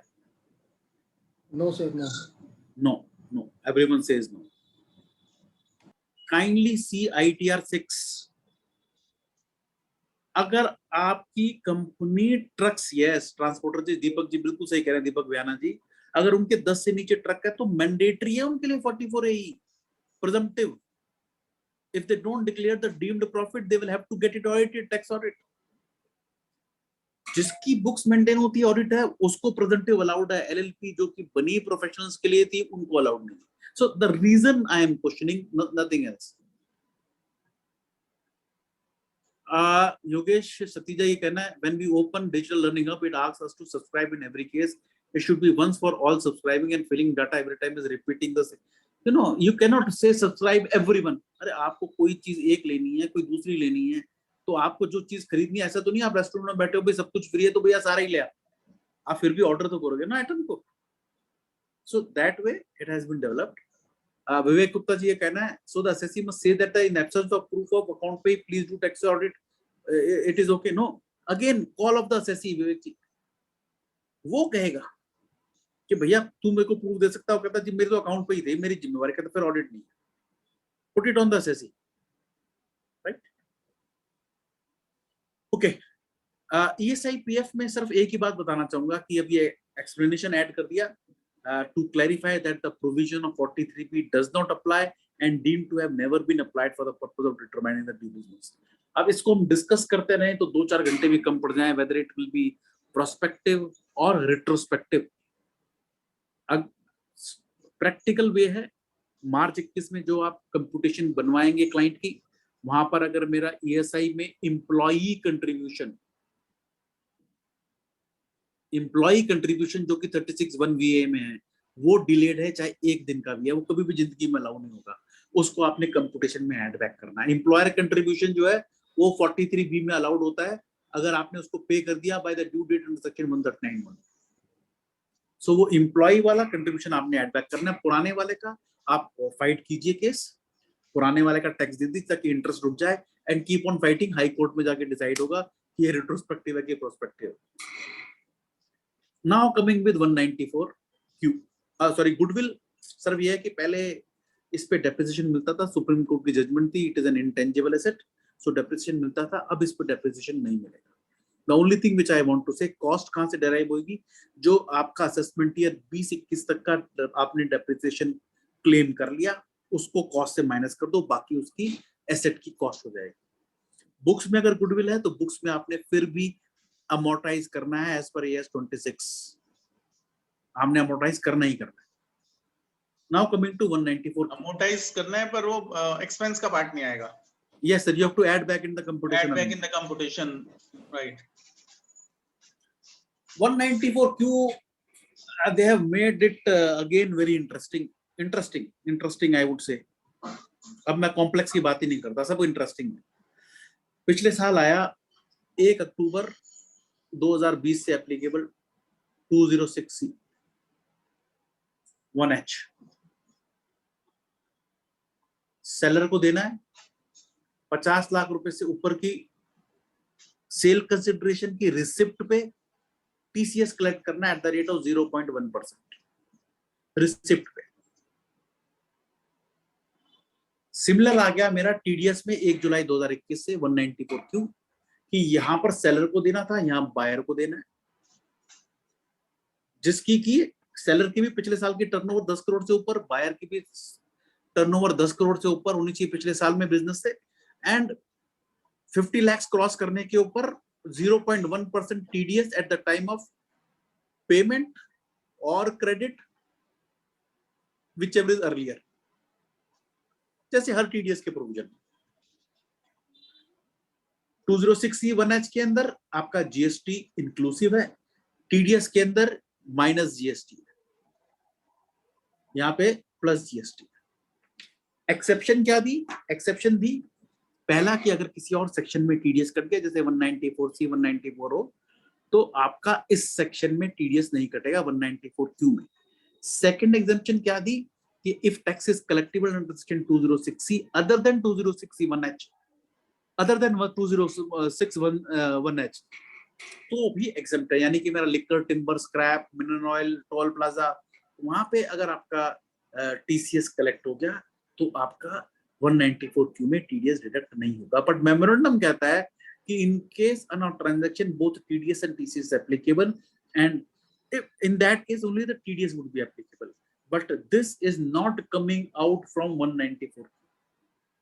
194Q में ऐसा कुछ नहीं लिखा, तो ये कहां से आया? इसके लिए एग्जांपल समझते हैं। हम ये केस मान के चलते हैं कि 50 लाख वाली कंडीशंस तो मीट आउट है ही है, 50 लाख वाली कंडीशंस तो मीट आउट है ही है। उसके बाद हमको देखनी है turnover of the previous year. Seller की थी मोर देन 10 करोड़, 25 करोड़ की, बायर की लेस देन 10 करोड़। इस केस में सिर्फ और सिर्फ टीसीएस। अनदर केस जहां पर की टर्नओवर सेलर की 10 करोड़ से नीचे थी लेकिन बायर की 10 करोड़ से ऊपर थी, इस केस में only and only TDS. The question come जहां पे दोनों की ही टर्नओवर पिछले साल में 10 करोड़ से ऊपर, वहीं पर तो इशू है, राइट? यहां पर buyer at the time of payment और क्रेडिट, जैसे ही उसने गुड्स खरीदा तो उसको वो क्रेडिट दे देगा तो उसको टीडीएस काटना पड़ेगा। और सेक्शन 206C1H कहता है in case on a transaction any TDS is deducted और any section, in that case there would be no TCS. So ये जो आया है ये 206C1H में ऑलरेडी था, जिसको मेमोरेंडम में, राइट? इसको हम एक और एग्जांपल से समझते हैं, थोड़ा सा इंटरेस्टिंग है बट इससे कुछ कुछ कंसेप्ट्स हमारे क्लियर होंगे 206C1H के भी और 194Q के भी। ईयर वाइज देखेंगे, सेलर को 206C1H एप्लीकेबल है, बायर को 194Q एप्लीकेबल है। पूरी ट्रांजैक्शन के बाद ये बैलेंसिंग है, closing balances at the year and. Seller का हम जो देखेंगे वो है सेल, रिसिप्ट और टीसीएस की एप्लीकेबिलिटी, बायर का परचेजेस, पेमेंट और टीसीएस की एप्लीकेबिलिटी। पहला साल मार्च ईयर एंडिंग 2021, सेलर ने मटेरियल बेचा 80 लाख का। सबसे पहले बायर को देखना है, इस साल तो 194Q था ही नहीं, नॉट एप्लीकेबल। 80 लाख के अगेंस्ट उसने पेमेंट की 40 लाख की। अब इसको एप्लीकेबिलिटी चेक करनी है 206C1H की। 50 लाख क्रॉस किया नहीं, सो टीसीएस दो एप्लीकेबल बट टीसीएस इज निल। 80 - 40, 40 का क्लोजिंग बैलेंस आ गया। अगले साल 22 में 40 का ओपनिंग आ गया। इस साल सारी ट्रांजैक्शन 1 जुलाई 2021 के बाद है। यहां पर सेलर ने सेल किया 50 लाख का, टीडीएस एप्लीकेबल सेक्शन है, हाँ है, बट क्या 50 लाख क्रॉस किया? नहीं, सो टीडीएस दो applicable but TDS is nil. The buyer made payment of 60 lakhs, which included earlier year payments of 40 lakhs also, ना? But क्योंकि 50 लाख क्रॉस कर गया, irrespective of the sale made, 50 lakh cross कर गया, तो yes, 60 - 50, 10 के ऊपर मेरा टीसीएस आएगा। 40 + 50 is 90 - 60, 30 is the closing balance. Next year 30 comes opening. यहां पर सेलर ने 80 लाख की सेल की। अब बायर को चेक करना है टीडीएस की एप्लीकेबिलिटी, 50 लाख क्रॉस कर गया, हाँ कर गया, 30 के ऊपर उसने टीडीएस काटना पड़ेगा उसको। एंड माइंड इट, टीडीएस नहीं डिडक्ट करेगा तो 30% of the purchase would be disallowed. 30% of the purchase would be disallowed under section 40A(IA). तो 30 पे इसने टीडीएस डिडक्ट कर लिया। पेमेंट इसने की 50 की, सेलर के हाथ में 50 लाख क्रॉस नहीं किया तो निल टीसीएस। 30 + 80 110 - 50 60 का बैलेंस, 60 ओपनिंग आ गया। यहां पर फिर इसने इस साल 80 लाख की सेल की, ये फिर मेरा 30 लाख क्रॉस कर गया तो 30 लाख के ऊपर टीडीएस। अब इसको निल करना था, 140 की पूरी पेमेंट कर दी। अब सेलर कंफ्यूज है कि वो टीसीएस किस पे कलेक्ट करे, 90 पे, 30 पे, 60 पे। वो कहता भाई 140 - 50, 50 तो बेसिक एग्जम्पशन है ना, 90 पे करे। या फिर वो कहे भैया 60 के ऊपर तो टीसीएस कलेक्ट हो गया, -60, 30, क्योंकि जिसपे टीसीएस जिसपे टीडीएस डिडक्ट हो गया, जिसपे टीडीएस डिडक्ट हो गया उस पे तो टीसीएस कलेक्ट नहीं होना ना। या फिर ये कहे जो 30 पिछले साल वाला था, ये तो मेरा जो एग्जेम्प्टेड 50 वाला था ना उसके अंदर था, सो प्लस 30-60, तो ये टीसीएस वाले को इश्यू रहेगा, टीडीएस वाले को नहीं रहेगा, टीडीएस वाले को नहीं रहेगा। यहां पर मेरा एक क्वेश्चन सिंपल सा, वो वाली विंडो तो चाहिए ना, लो जी वो वाली विंडो भी दे देते हैं। यहाँ पर एक बड़ा जरूर सिंपल चाहिए। हाँ जी, आने नहीं, देखो सर एक बड़ा सिंपल सा क्वेश्चन है, बायर और सेलर की बात है, तो बायर सेलर आपस में बड़े घनिष्ठ मित्र, बड़े तो घनिष्ठ मित्र हैं, close friends. Okay right. Seller की टर्नओवर जो है पिछले साल में 10 करोड़ क्रॉस कर रही है, लेकिन बायर की नहीं कर रही।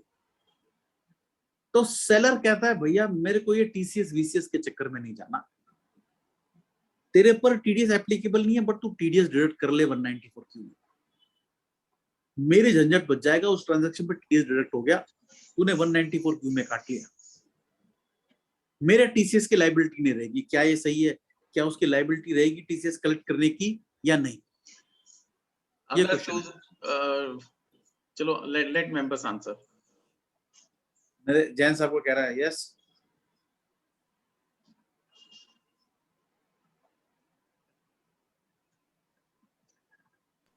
कंडीशन के हिसाब से तो यस होगी सर।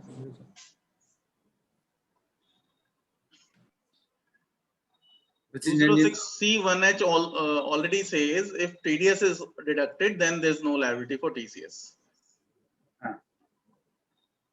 तो टीसीएस की लाइबिलिटी, मिश्रा जी फिर भी कह रहे हैं यस, अर्चित जी कह रहे हैं फिर भी यस।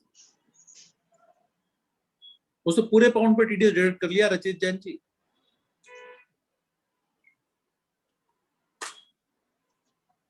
नरेश जैन जी का कहना है हाँ फिर भी रहेगी 206C1H की। वो उनका उनका वर्जन ये होगा, मैं प्रिज्यूम कर रहा हूँ, क्योंकि बायर ने उसकी लायबिलिटी नहीं थी डिडक्ट करने की, still deducted, so he is deducted without the authority of law, but seller under the authority of law has to collect the TCS. तो final answer under the authority of law 206C1H says if the TDS is deducted then TCS is not applicable. Sir assessment में भी तो दिक्कत होगी future में, जब assessment होगी। क्यों कहेगा ना ट्रांजैक्शन में टीडीएस डिडक्ट तो हो गया, बट सर फिर भी वो कहीं ना कहीं असेसिंग ऑफिसर उसकी लायबिलिटी तो चेक करेगा कि इसकी थी या नहीं। ऑफिसर की बात छोड़ो, वो तो जेन्युइन चीज को भी इनजेन्युइन कर देगा, उसकी बात छोड़ो, हम तो लॉ की बात करते हैं जिसपे हम फाइट कर सकते जी। इसमें क्या है, 206C1H कहता है एग्जेम्पशन किस चीज की है, where the buyer is liable to deduct and has deducted both conditions. यहाँ पे he was not liable to deduct. तो यहाँ पर नरेश जैन साहब का कहना बिल्कुल सही है, because the law says 206C1H both conditions liable to deduct and has deducted, he was not liable to deduct, so here the liability of TCS is there. Now let us go and see certain issues which came to me, and then I'll be going with the CBDT guidelines on this. एक question ये आया specially scrap के अंदर आया, scrap के अंदर ये आया कि स्क्रैप में जो मैन्युफैक्चरर 27C फॉर्म दे देता है जिसकी वजह से टीसीएस कलेक्ट नहीं होता, क्या उसमें टीडीएस की लायबिलिटी आ जाएगी?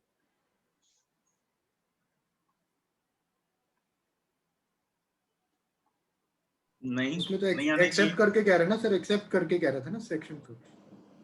हाँ उसमें नहीं आएगी। वर्मा जी कह रहे हैं आ जाएगी, यस। इस इश्यू पे मेरा एक दो अपने एरियाज हैं पंजाब के अंदर ही, 2-3 ब्रांचेस हैं जहाँ पे कि बहुत स्क्रैप का बहुत अच्छा काम होता है, वहां पे हमारा काफी 1.5-2 घंटे डिस्कशन रहा। उसका क्रक्स बता रहा हूं आपको। क्रक्स ये है, let us read the sections of exemption in both the section 194Q and 206C1H। देखो हमको प्रॉब्लम पता हो और हमको ये पता हो हमको देखना कहाँ है, this is the way to practice. पता हो कि देखना कहाँ है। अब मेरे को एग्जम्पशन देखनी है, 194(6)Q(6)B क्या कहता है। provision of this section shall not apply to a transaction on which tax is collectible under section 206C other than 206C1H. 206C1H की exemption क्या है?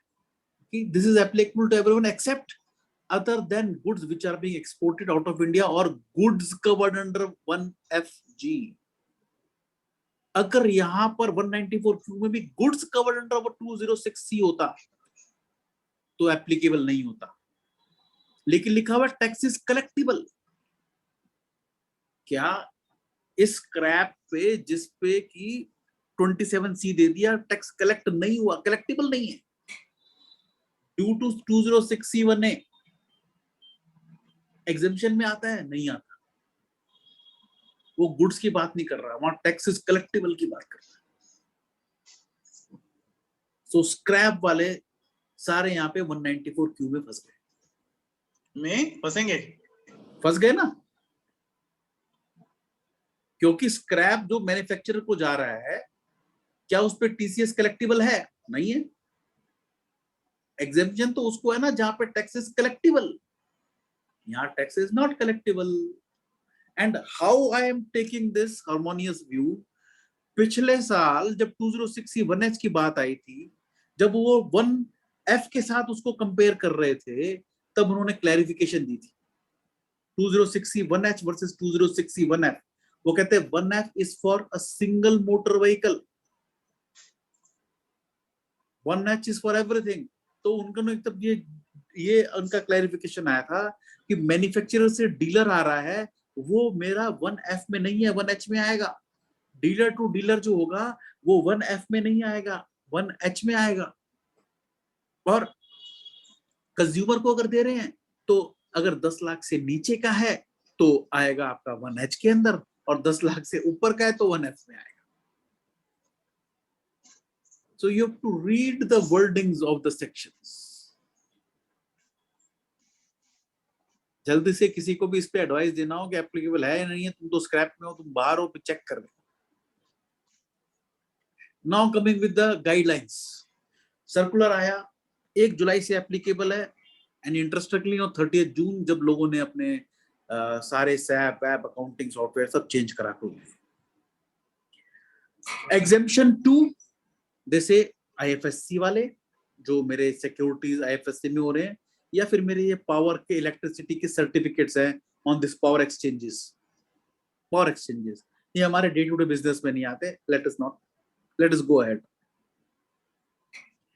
कैलकुलेशन कैसे करनी है थ्रेशोल्ड की फॉर द फाइनेंशियल ईयर 21-22, इसमें कोई डिफरेंट व्यू नहीं आया। जो हम लोगों का सबका व्यू है वही आया कि यस, मेरे को जो भी मेरी पेमेंट या क्रेडिट 1 जुलाई से पहले की है उस पे एप्लीकेबल नहीं होगा। मैंने परचेज कर ली 30 जून से पहले, मैंने पेमेंट कर दी उसकी 30 जून से पहले, उसके ऊपर नहीं लगेगा। लेकिन जब मेरे को ये 50 लाख की कैलकुलेशन करनी है तो 1 अप्रैल से ही करनी है। 206C1H में भी ऐसे था, तो यहाँ पर उन्होंने क्लैरिफाई कर दिया। फिर उन्होंने कहा जीएसटी क्या होगा और परचेज रिटर्न में क्या होगा, तो उन्होंने कहा कि no TDS on GST portion unless GST is not charge separately. और मेरे जब टीसीएस आया था वहां पे उन्होंने क्लैरिफिकेशन दे दिया GST would be included because that is on the receipt of the sale consideration. और परचेज मैंने किया जिस पे मैंने टीडीएस डिडक्ट कर लिया और बाद में उसको रिटर्न कर दिया, तो कहते हैं उसको आप you can adjust that against the next purchase from the same seller, so you can adjust that they have given this clarification. Sir issue यहाँ पे है, जब परचेज रिटर्न करते हैं then they are not issuing credit note, they are issuing tax invoice, hardly and treat it as matters. sale. So A is the seller is S, B is buyer. Seller sold the goods 1 crore and buyer ultimately returns the good worth 10 lakhs, but instead of issuing credit note, B would issue a tax invoice and it would be a sale of B and purchase of S. Satish भाई मैं GST करता नहीं। नहीं, मैं GST की बात ही नहीं कर रहा सर। माल वापस देने पर क्रेडिट नोट ना देके टैक्स इनवॉइस इशू कर दिया, गलत है ना। अगर मैं टैक्स इनवॉइस इशू कर दिया, सर कर रहे हैं तो मेरे हिसाब से गलत कर रहे हैं। उसका मैं रीजन बताता हूँ। एक ही रीजन है सतीश जी, आप और मैं मैं आपको माल बेचूंगा, आप उसको रिटर्न कर दोगे, आप मुझे सेल करते रहो, मैं आपको सेल करता रहूंगा, हम दोनों की टर्नओवर पता नहीं कहां तक पहुंच जाएगी, ठीक है, which is not correct way. but now professional It has is to not take a correct. decision. No, they are, if they are doing it, it is not correct. They should issue the debit credit notes. They should not raise an invoice. If they are raising invoice, they are making a sale again. So now if they are doing Circular trading हो गई. when they are doing it, now we have to decide whether TDS or TCS आएगा, उस पे भी आएगा, दोनों पे आएगा फिर. हाँ दोनों पे वो आएगा. उसकी परचेज मानते हुए, वो उसकी सेल मानते हुए. Yes, दोनों TDS के And लोग. that purchase मतलब goods sold returned, whether हाँ. by way of credit note or by way of tax invoice, that amount is set off. Will that be treated as receipt? No, I have No. not received it now. No, actual receipt of the amount. So TCS will be only on the actual recovery. Yes, sir. 1 crore का cell हुआ, 10 लाख का माल वापस आ गया. माल वापस आ गया तक तो ठीक है, 90 लाख रुपए की रिसीट है, उस पर TCS काटना है. पर वो 10 लाख का माल वापस नहीं आया, आया एक्चुअली माल वापस, but through the way of tax invoice, तो वो हमारा परचेज में आया. Yes, पर sir. पेमेंट हमें 90 लाख आई, 10 लाख का माल परचेज हो गया, तो 90 लाख पे ही TCS काटना है, TCS कलेक्ट करना है. नहीं 10 लाख पे अगर क्रॉस नहीं कर रहा तो नहीं करना. TCS. Yes, ये तो TCS तो पिछले साल ही बात हो गया ना. ये पिछले साल तो ये पिछले साल हो गया जो जितना रिसिप्ट होगा कैश. हाँ, मतलब वो 10 लाख का जो माल रिटर्न हुआ, लेकिन टैक्स इनवाइस के शेप में हुआ, तो भी हमें वो 90 लाख पे करना है. बिल्कुल सर. राइट. डिफरेंट व्यूज है, मेरा ये व्यू है शुरू से. ठीक है. शुरू से. फर्दर एक्सपोर्ट्स को एग्जेम्प्ट कर दिया. Not applicable to non resident who purchase of goods from the seller resident in India is not effectively connected with this P. So exports पे नो टीडीएस. एक्सपोर्टर्स को टीडीएस नहीं काटना. Not applicable if seller's whole income is exempt under section 10 और any other act passed by the parliament. Farmers को exemption दे दी जो पहले नहीं थी. सेक्शन 10 में एग्रीकल्चर इनकम एग्जेम्प्ट होती है, तो सेक्शन 10 में अगर किसी की सेलर की इनकम एग्जेम्प्ट है, सिमिलरली फॉर 2061H. कौन सी डेट से हैं? कौन सी डेट से इफेक्टिव है? 1 जुलाई से. 30 जून को आया था ना, 1 जुलाई से एप्लीकेबल हो गया. Right. So this is a huge relief. 2061H में भी. हाँ, उसमें भी कर दिया सर. नहीं, वो भी 1 जुलाई से है.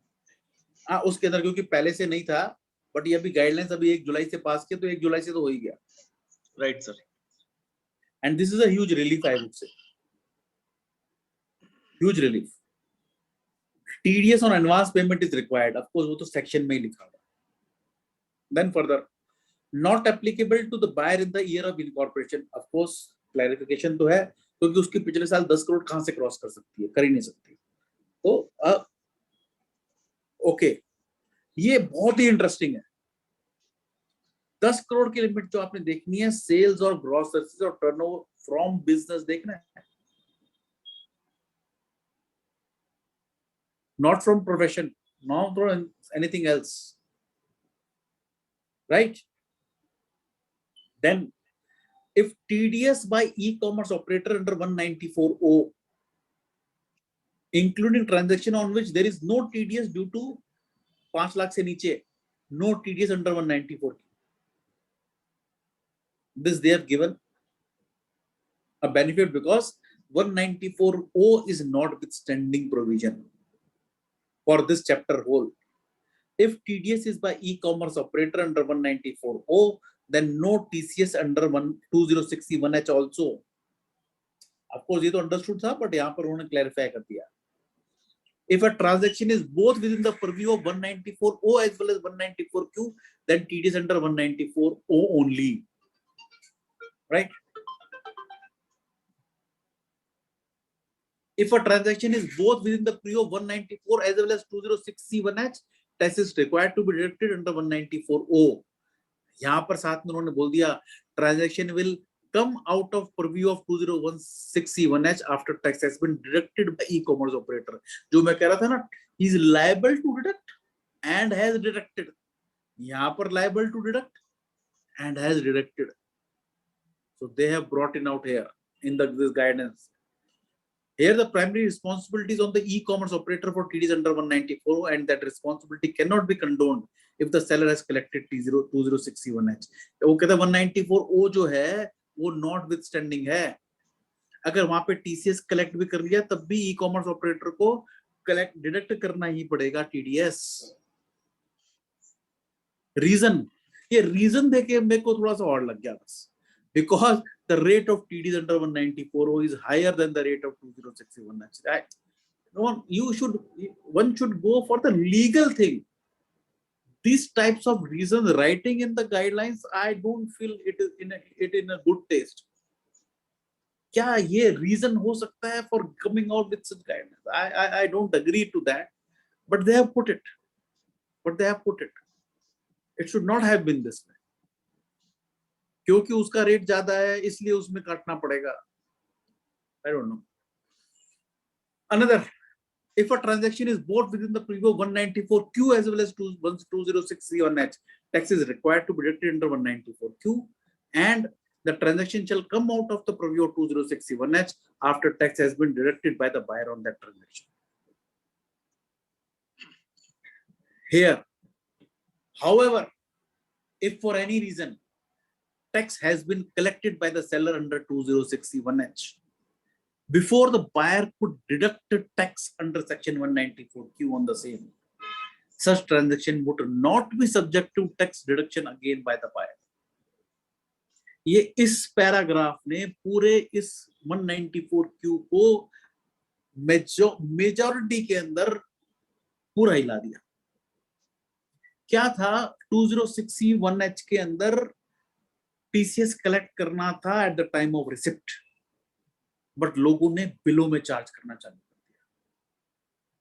और बिलों में चार्ज करने के बाद कुछ लोग ये कहने लगे कि हम तो पेमेंट तब करेंगे जब मेरे को उसकी पेमेंट आ जाएगी. That notion per se was not correct.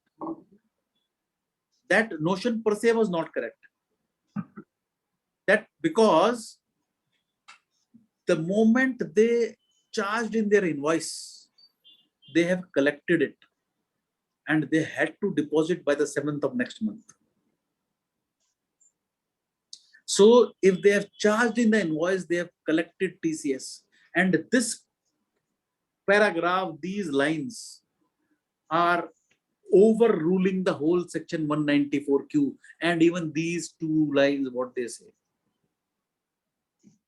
लोगों ने सॉफ्टवेयर चेंज कराए, डिक्लेरेशंस ली, बहुत कुछ किया. अब इससे ये लग रहा है कि अगर किसी इनवॉइस पे TCS कलेक्टेड है, TCS चार्ज्ड है, तो उस केस में मेरी लायबिलिटी TDS डिडक्ट करने की नहीं है, because he has collected it from me. Do you understand? This has taken the whole 194Q again. Questions आते हैं. This is against the law. I 100% agree. This is against 194Q, the section enacted by the Parliament. The delegated legislation to the circular is going much beyond the act itself. Much going beyond. But who is going to challenge? The department cannot challenge, because this is the circular issued by the department, and any circular issued by the department is binding on them. वो ऐसे थोड़ी कह सकता है कोई, मैं ये कह रहा हूं ऐसा कर लो, लेकिन अगर आपने किया तो मैं आप पे केस करूंगा. And the amusing point thereof, the reason given is this. The reason is rate of tax for the deduction and collection are same under 194Q and 2061H. Any views on this?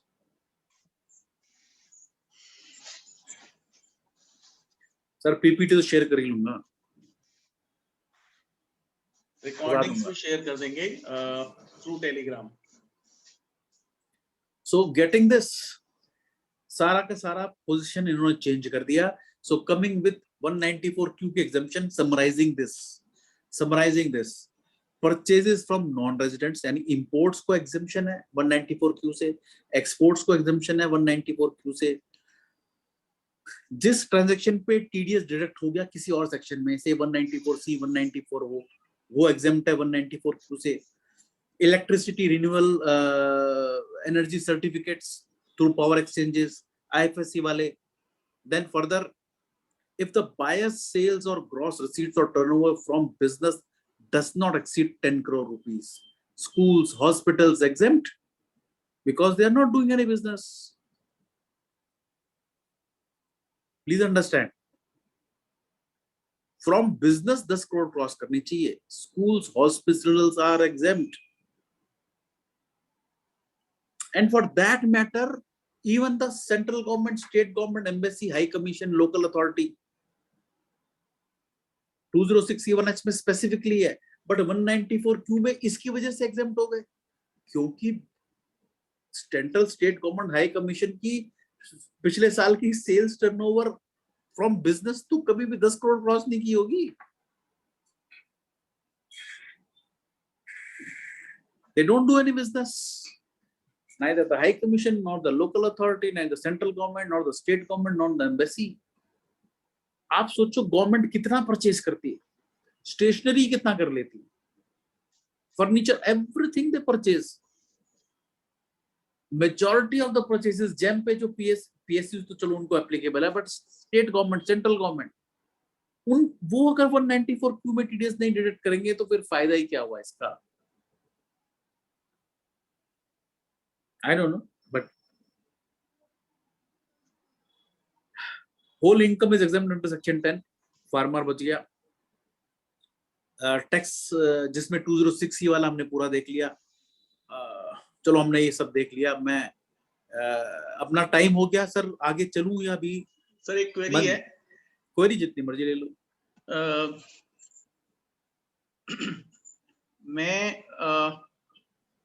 मेरी turnover 10 crore से ऊपर है। मैंने एक property ली rent पे, उसका electricity metre tenant के नाम पे लगा हुआ है, और जो इलेक्ट्रिसिटी का बिल है वो मैं डायरेक्ट एनडीपीएल को पे करता हूँ, इलेक्ट्रिसिटी कंपनी को पे करता हूँ।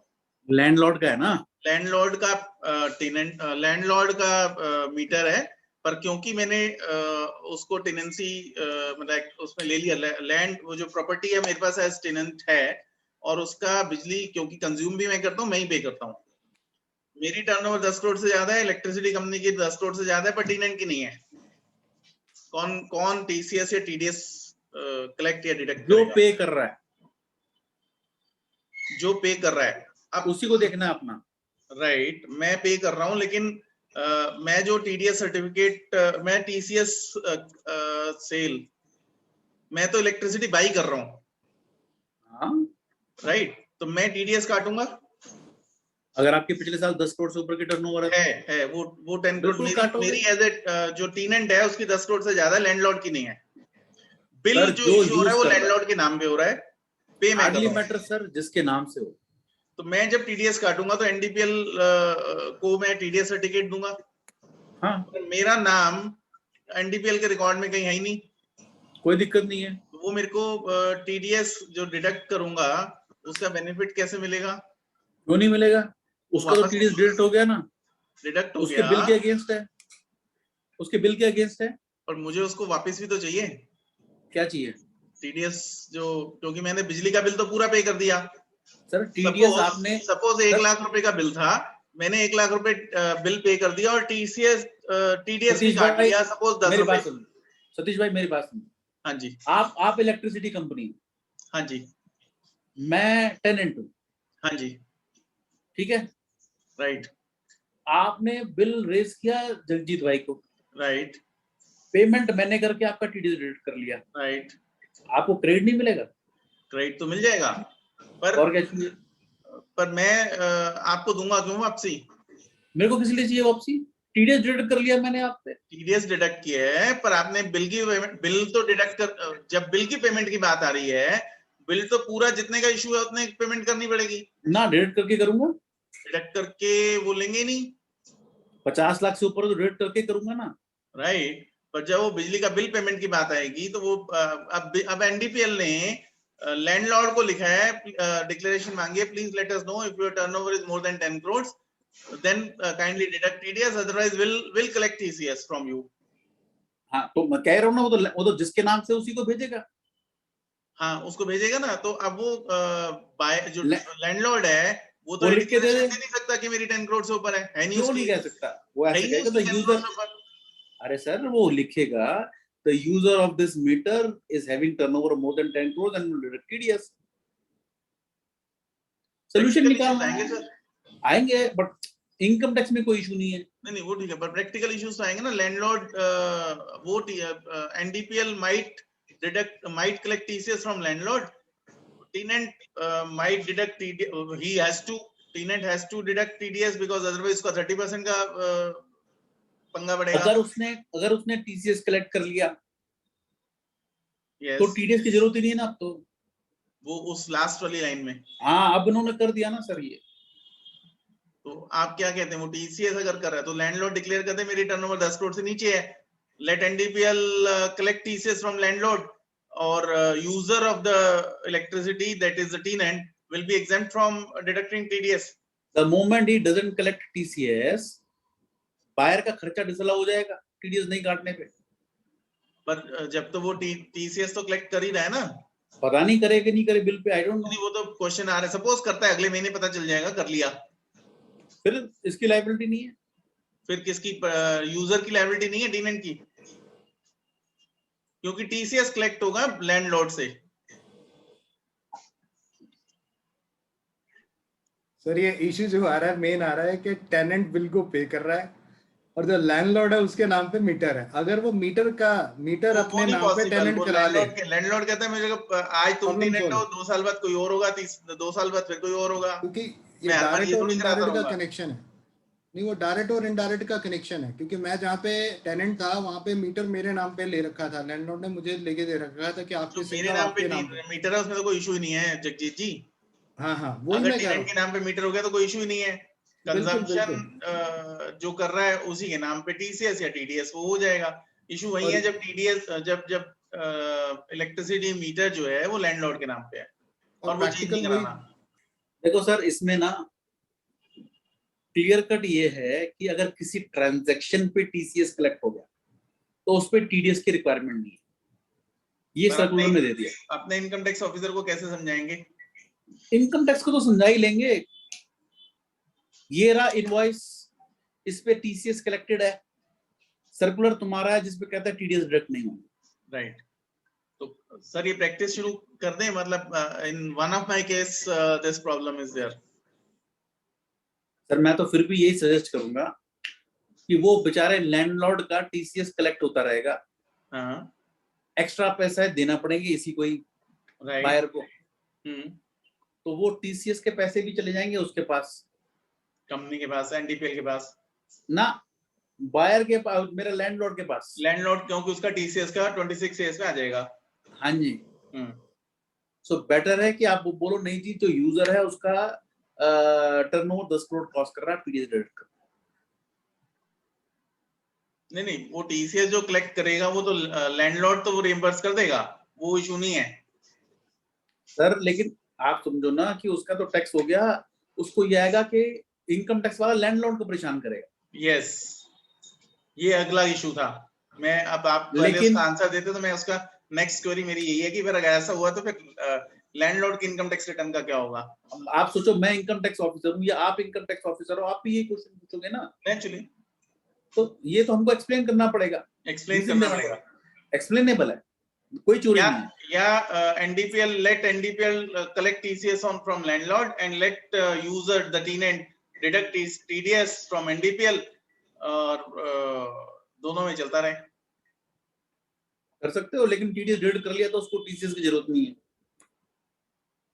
वो तो हाँ ठीक है, पर वो हमारे हाथ में नहीं है ना। तो हम अपना क्वेश्चन, है ना, लैंडलॉर्ड लिख के देते, the user of this okay is having turnover more than 10 crore, he would be ठीक है directing सर, TDS. अगर इसमें कुछ और इशू आए और कुछ और व्यू बने तो फिर बताना sir please.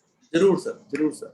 Right, how much time will you take sir for this next? आप बताओ, है तो मेरे पास अभी बहुत मटेरियल, बट आप बोलोगे तो अभी खत्म करता हूँ। 7 बजे का आपने बोला था, मतलब 5-10 मिनट का है तो ठीक है। नहीं 5-10 मिनट का नहीं, हाफ एन आवर मिनिमम। तो फिर नेक्स्ट सेशन लेते हैं सर। क्योंकि इसमें ना पार्टनरशिप वाले भी पॉइंट्स है बहुत सारे। हाँ जी, पार्टनरशिप का 9 आपका 9B जो उसका सर्कुलर आया है वो सारे हैं, उसकी केस एक स्टडीज और सेशन ले लेते हैं sir within this week में भी। हाँ, मैं बस आपको सर एक चलो ये शेयर कर देता हूँ, हाँ जो कि अभी बताया भी था आपने, एक्सपर्ट्स पैनल है, ये एस है यहाँ पे expertspanel.in। कोई भी इस पे साइन अप कर सकता है, फ्री ऑफ कॉस्ट है। और आप जब साइन अप करेंगे आपको एक ईमेल आएगा, उस ईमेल में लिंक को आप क्लिक करेंगे तो आपका अकाउंट एक्टिवेट हो जाएगा। तो आप उसके बाद कोई भी क्वेश्चन पूछ सकते हैं, income tax, GST, capital law, RBI, FEMA. Now nearly 30,000 answers, 29,500 answers have already been given by nearly 120 experts। आप एग्जिस्टिंग क्वेश्चंस को भी यहाँ पे सर्च कर सकते हैं। बहुत सारे आर्टिकल्स हैं, प्रेजेंटेशंस हैं, वीडियोस हैं, नोटिफिकेशंस हैं, कैटेगरी वाइज। यहाँ पे आप आर्टिकल्स क्लिक करेंगे, कैटेगरी में जाए तो category wise articles, presentations, videos, notification by various experts are there. इसका मोबाइल ऐप भी है और ये वेबसाइट भी है। वेबसाइट के अंदर ये आर्टिकल्स प्रेजेंटेशन है, मोबाइल ऐप पे ये आर्टिकल प्रेजेंटेशंस अभी डाउन लेवल मोड में नहीं है। एंड दिस प्रेजेंटेशन जो मेंबर्स ने कहा, I'll upload that on this website lonavat.com as well as this free mobile app Lonavat। इसमें भी ready to use charts है since 2007, anyone can use that। And I really hope that in this pandemic, though we are seeing that it is subsidizing, but not subsidizing, subsiding, but yes, please take care। Though many of us have got both the vaccination done, but we have to remain very, very careful। Stay safe, happy and healthy, and remain positive, and please take adequate precautions। Please take adequate precautions। I am available on this mobile number, email ID, as well as various social media। Anyone can connect me at any time। And I thank again a lot to Satish Bhai and Jagjit ji and all others who have joined today to have a discussion on this। Thank you very much। Thank you, sir. Thank you. I'll talk to you on this next slides, which remain maybe 1 hour later today, and we'll fix up the timings and the day so that this can be continued and is known, and is your deliberation is over and we know what you were to tell us. So I'm requesting Jagjit and to kindly give vote of thanks. Thank you, Satish ji. So, सबसे the great thank you to Pramod Jain sir for the wonderful। मैं हर बारी मुझे wonderful excellent बार बोलना पड़ता है। मैंने sir को first time, sir को याद होगा, जनकपुरी स्टडी सर्कल में 2008 में मैंने सर का लेक्चर सुना था TDS पर, और उस दिन से भी आज तक सुनता आ रहा हूँ। और जैसा मैंने स्टार्टिंग में बोला था, बड़े ही कूल एंड काम नेचर, कभी गुस्सा नहीं आता। सो एक्सीलेंट प्रेजेंटेशन चलती है और सर को जितनी बार सुनते हैं एक सेक्शन डिटेल में चलता है, और टाइम सर का हमेशा हमें चाहिए होता है उसी टॉपिक को दोबारा कंप्लीट करने के लिए। So that is the quality of our Pramod sir. So thank you Pramod sir for being a part of this webinar as a speaker, and a great honour for us, for all the participant on behalf of Shastrinagar CP study circle. So thanks a lot to you sir. Over to Satish ji. Thank you Jagjit. और आपने sir की तो quality बता दी, पर हमारी inefficiency है कि हम गिवन टाइम में सर से वो सब कुछ नहीं ले पाते हैं जो सर हमें देना चाहते हैं। Anytime, sir, anytime। So sir, thank you very much। We'll take care in December for you, and thanks once again to all the participants। Thank you very much। Thank Good you night sir, thank you, Shubh Ratri। thank you, Shubhash।